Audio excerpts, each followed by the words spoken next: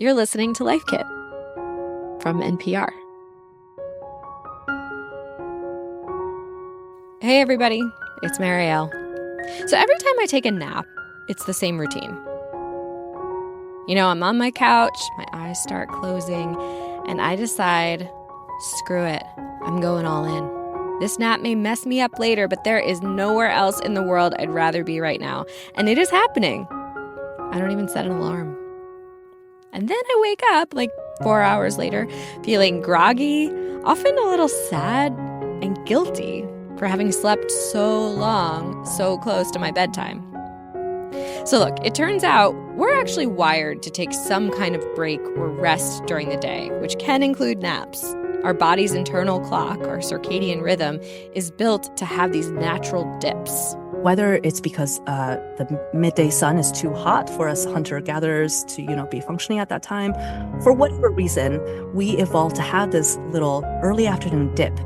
And if we sort of ride that dip and take our nap as we're feeling that, that's where we're going to get the most benefit out of it. Like, go with your body instead of against your body. Jade Wu is a sleep medicine specialist and researcher based in North Carolina, and the author of the book Hello Sleep. She says when done right, a nap can offer a lot of mental and emotional benefits. I like to call it kind of a performance-enhancing drug without the drug. It's good for our emotion regulation. It makes us less biased towards negative stimuli and more flexible in our thinking. And things that you learned before you went and took a nap are more solidly embedded in your brain after you wake up from the nap. And there are a ton of physical benefits too. So athletes will often use a nap to really boost their performance, and they'll find that they have more power, they have more stamina, they feel fatigue less quickly. So napping really can all around benefit our performance and our overall health. So, okay, this made me feel a lot better. But she says it's also true that there are right and wrong ways to nap. And yeah, I think I'm doing it wrong. On this episode of Life Kit, reporter Andy Tagle talks to Jade and to a sleep physician on how and why to take better naps. They'll talk sleep science, ideal nap routines, and the importance of rest no matter when your head hits the pillow.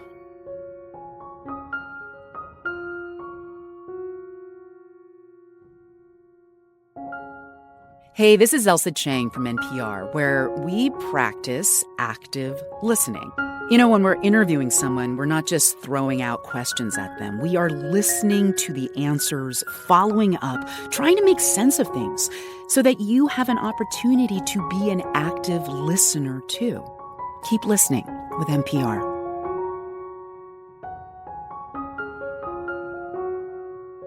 Hey there, this is Felix Contreras, one of the co-hosts of Alt Latino, the podcast from NPR Music where we discuss Latinx culture, music, and heritage with the artists that create it. Listen now to the Alt Latino podcast from NPR.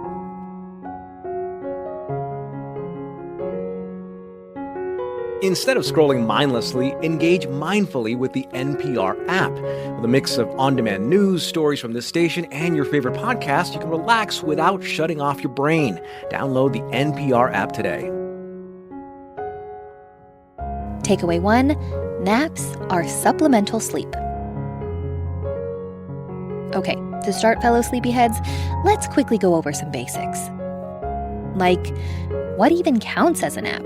That's actually a more complicated question than you would think. There's not really a consensus definition. That's why sometimes you see on TikTok, people are like, oh, let's play nap roulette.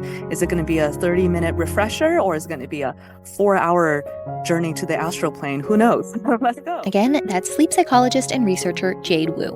A nap is, that's a good question. And that's Seema Khosla, a sleep medicine physician practicing in Fargo, North Dakota, and the host of Talking Sleep, a podcast from the American Academy of Sleep Medicine. I would think of a nap as a period of time where you're sleeping that is not at the same time as your regular sleep period. And the reason I phrase it that way is even though most of us sleep at night and we think about napping during the day, for our shift workers, they may be sleeping during the day and then may take a nap at night. Great point to start us off, Seema. Let's all keep that in mind moving forward.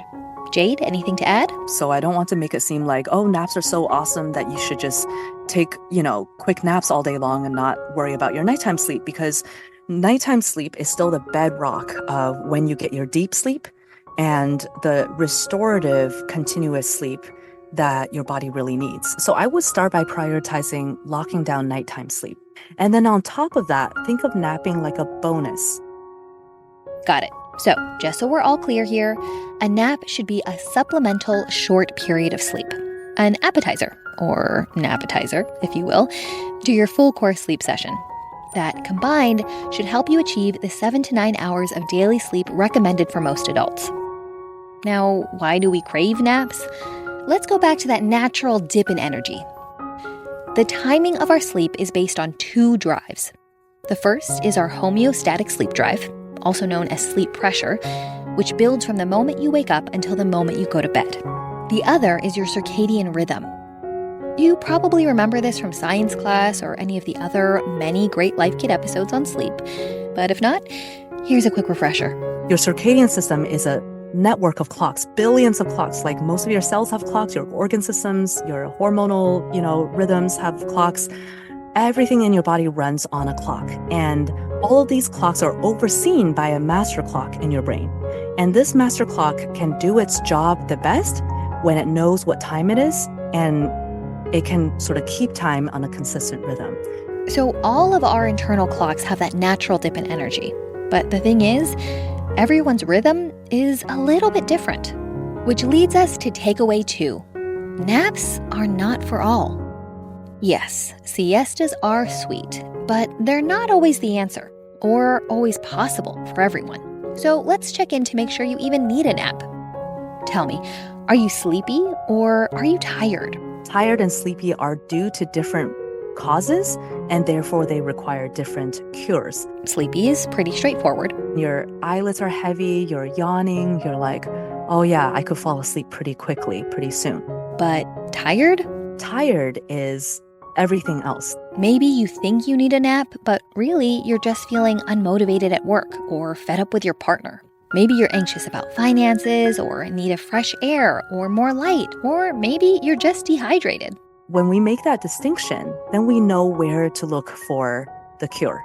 Do I need to drink more water or do I need to go take a nap? As is so often the case here at Life Kit, what it comes down to is simple. Just listen to your body. For me, my body is almost always calling for sleep.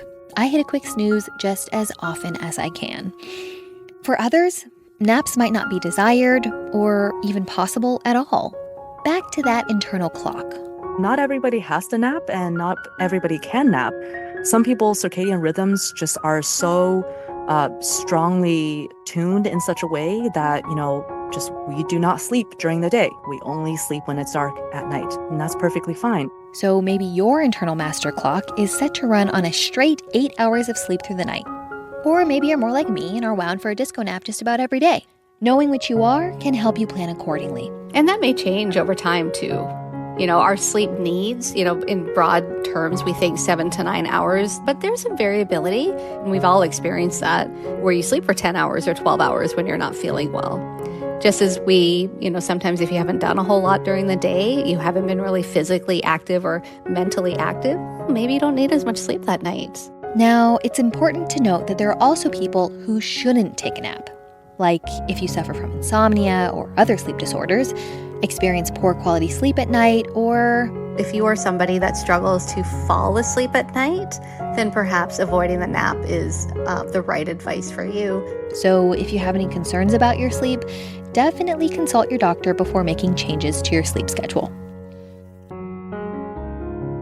Now, once you've taken stock and decided it is indeed nap o'clock, we'll move to takeaway 3. Taking a great nap is as simple as CEB. Ever woken up from a nap and felt more tired? And then sat up and been like, wait, what planet am I on? If you wake up from deep sleep, sometimes you feel almost drunk from sleep. The term that we use is called sleep inertia, where that sleep just follows you into wakefulness. Sleep inertia is a sign that you're overshooting your napping mark. That can slow you down in the short term and potentially sabotage your nighttime sleep in the long run. How do you avoid that? Keep these 3 simple parameters in mind. We want to be consistent and early and brief. Let's take each of those one by one. First up, C, consistent. I mean, not haphazardly, sometimes early, sometimes late, sometimes, long, sometimes short. We want to be, taking a leaf out of the Mediterranean cultures. If you're going to have a siesta, do it at the same time every day. Then there's E for early. Midday, early afternoon would be excellent. Jade suggests aiming for a nap between noon and 3 p.m. during the day. Or for the night owls and shift workers out there, Usually we want you 6 hours or more before your larger sleep period. If you're going to take a nap, have it done by then. And finally, there's B, for brief. This one might be painful if you're a fan of a long, leisurely afternoon snooze, but Or if you're taking a 2-hour nap, that almost becomes an additional sleep period. And then you could argue that maybe you're engaging in what's called polyphasic sleep, where you're doing a little bit at night, a little bit during the day. You're not doing it all at once. so Jade says 30 minutes to an hour tops. If you set a timer for about 45 minutes, give yourself a few minutes to get into sleep, you'll probably end up sleeping about 30-ish minutes. And that's pretty safe. That's good. Seema's version of brief is even briefer. A short nap is typically what we recommend, 10 or 20 minutes. And the idea behind that is that you probably will remain in the lighter phases of sleep rather than getting into the deeper phases of sleep where sometimes it's a little bit harder to wake up. A quick note here, every phase of sleep is important. If you do any sort of sleep tracking, you might have noticed There is this assumption that only the deep sleep is what we want, and there's something wrong if we are only in, quote unquote, light sleep. But the reality is that we need it all. They all have a job to do, and they work together. It helps with our immune system, but it also helps with our brain. But for quick naps, it's best and more likely to stay in lighter phases of sleep. If you find yourself falling asleep quickly and dipping into deep sleep with only 30 minutes of napping, That's actually a sign that you're not getting enough sleep at night. So that's just a symptom that your brain is so desperate to get into deep sleep that even a 30-minute nap will get you there. a lot of dreaming during nap time could be another canary in the coal mine. Your body might just be compensating for not enough REM sleep during the night, or If you really consistently and often fall asleep during the day and go directly into REM, that might mean you have narcolepsy. all this to say again, listen to your body and do what you can to set yourself up for success. And while we're at it, let's make sure we're practicing overall good sleep hygiene. That brings us to takeaway 4. Stop committing sleep sabotage. For the very best of naps, be aware of daytime habits that get in the way of good sleep. All right, it's time to talk about the great big energy drink-sized elephant in the room. Sometimes when we are chronically sleep deprived, we are in survival mode. So then it's, okay, I've got to get through that afternoon hump. I'm going to have some caffeine. And maybe we overdo. So then that sabotages our attempts to fall asleep at night. Do you resemble that statement? I know I do. If you want better naps, it's important to be conscious about your caffeine consumption. And we have a Life Kit episode on exactly how to do that if you're interested. But the two can coexist. For example, some people, and by some people, I do mean me, swear by caffeine naps. That's when you throw back a Diet Coke right before nap time, so by the time you wake up, you feel extra energized and ready to go. And there are studies that back up this practice. But Jade says, exercise caution. Between having caffeine that late and having a nap, you might be setting yourself up to, have difficulty falling asleep that night. And Seema agrees. Stay mindful and curious about how caffeine affects your sleep. And it doesn't have to be all or none, right? You don't have to have 200 milligrams of caffeine and then take a nap. You could have 60 and then take a nap. And then there's how we set up our sleep space. Let's say you're trying to nap in your car over your lunch break. What does that look like? And how can we optimize it? If you are intentionally going to take a nap, is it worth bringing a pillow and a blanket and an eye mask, right? And some earplugs. Another tip that was hard for this napper to hear: keep the same bedtime and wake time on weekends. Otherwise, You're doing social jet lag. So you live in San Diego. So if you get up 3 hours later than usual on weekends, it's like you've flown from New York to San Diego and back over the course of that weekend. That does not feel good, right? I'm sure you've done that trip. that jet lag is just brutal. As Jade puts it, maintaining a robust circadian clock allows you to cope and recover better from all sorts of stressors. So the occasional unideal sleep situation, like actually getting on an airplane and switching time zones, for example, can be that much easier to manage. Speaking of travel, we've arrived at our final destination. Takeaway 5, create a mini rest ritual. Because even without napping, daytime rest is crucial to nighttime sleep. This goes back to our caveman brains and that built-in circadian dip in energy we all experience in the middle of the day. Honoring that pause lets your brain know it's okay to settle down at night. If you spend your whole day going 100 miles an hour, That is sending the message to our bodies that it's not safe to fall asleep, because the only reason why you're going all day without stopping must be because there's a saber-tooth tiger on your tail, right? So if that's the case, you better not fall asleep, and certainly not into a deep sleep. So that's why daytime rest, even if you don't fall asleep during the day for a full nap, daytime rest is really important. that's right, even if you don't fall asleep. I know this is a hard one, especially if you're desperate for sleep and have precious little time before your fussy baby is up again, or if you only have exactly 30 minutes of a lunch break. I think sometimes if you put a time limit, that itself is stressful, Super anxiety-inducing, yeah. right? Because you're like, okay, has it been 10 minutes? Can I peek? Can I look at my watch? I don't know.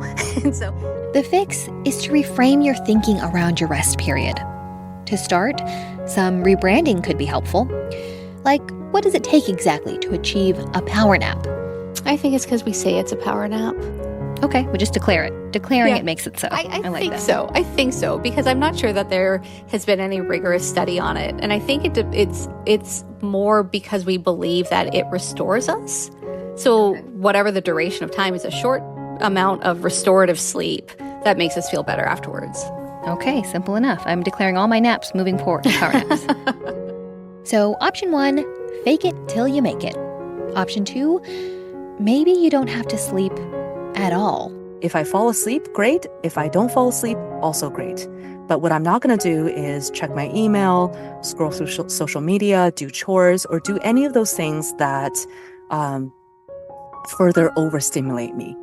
What you really need is true rest. So even if you don't fall asleep, even if you just kind of hang out in a meditative state, or do some mindfulness practices, or even just let your mind wander, we know from brain scanning studies that those states are really restful and really special and can be rejuvenating in a similar way that a nap can be rejuvenating. If you have a nighttime routine that helps you wind down, You can do something similar, sort of like a short version of that, to ease you into your nap, particularly if it's the same place, right? That if you work from home and you are able to sleep in your bedroom, and you usually do like a 10-minute meditation before you go to bed, maybe do a 5-minute meditation before you take a nap. Jade plays Beethoven to cue nap time for her kids and herself. Seema is a fan of box breathing. You breathe in for 4 seconds, and you hold for 4 seconds, and you breathe out for 4 seconds, and you hold for 4 seconds. Audiobooks and podcasts are another favorite for winding down. We might be able to help you there. And I'm not just saying that because we're on a podcast right now, but truly NPR is a really good free bedtime podcast for, station. No matter what relaxation method you choose, remember, you can only do what you can do. Sometimes it's not possible to nap and rest in the ideal way that we've talked about. But it's always possible to prioritize your health and wellness, even in little ways. Don't let perfection be the enemy of good. Nap when you can, where you can, the best you can. But the key here is, you just really need and deserve to rest. Even if it's just for just a tiny bit of time, get out of your head into your body. And whatever tasks you can do, being mindful, do that. As you walk from your car to the office, from your car to the grocery store, walk mindfully, be in that moment with your body. And that goes a long way.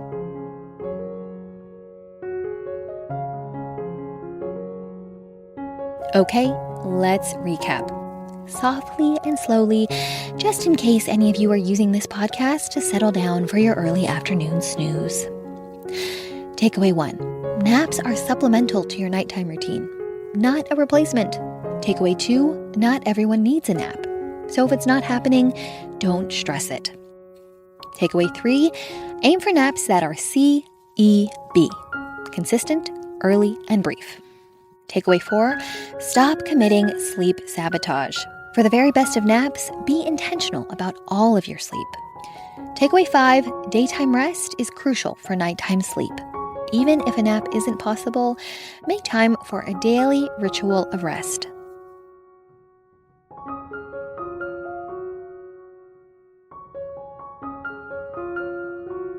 That was Life Kit reporter Andy Tagle. For more Life Kit, check out our other episodes. There's one on busting common sleep myths and another about dealing with insomnia. You can find those at npr.org/lifekit. And if you love Life Kit and you just cannot get enough, subscribe to our newsletter at npr.org/lifekitnewsletter. Also, we love hearing from you, so if you have episode ideas or feedback you want to share, email us at lifekit@npr.org. This episode of Life Kit was produced by Andy Tagle. Our visuals editor is Beck Harlan, and our digital editor is Malika Garib. Megan Kane is our supervising editor, and Beth Donovan is our executive producer. Our production team also includes Audrey Wynn, Claire Marie Schneider, and Sylvie Douglas. Engineering support comes from Gilly Moon and Stacey Abbott. I'm Marielle Segarra. Thanks for listening.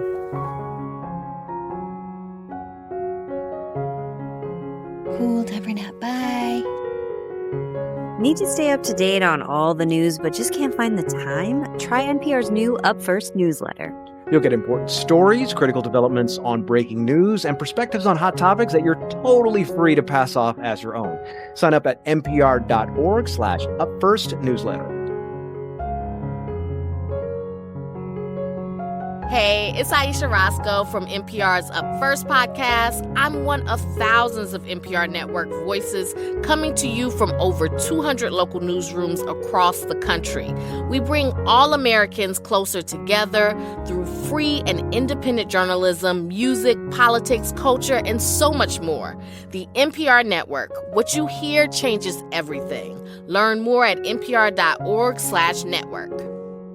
Truth, independence, fairness, transparency, respect, excellence. This is NPR.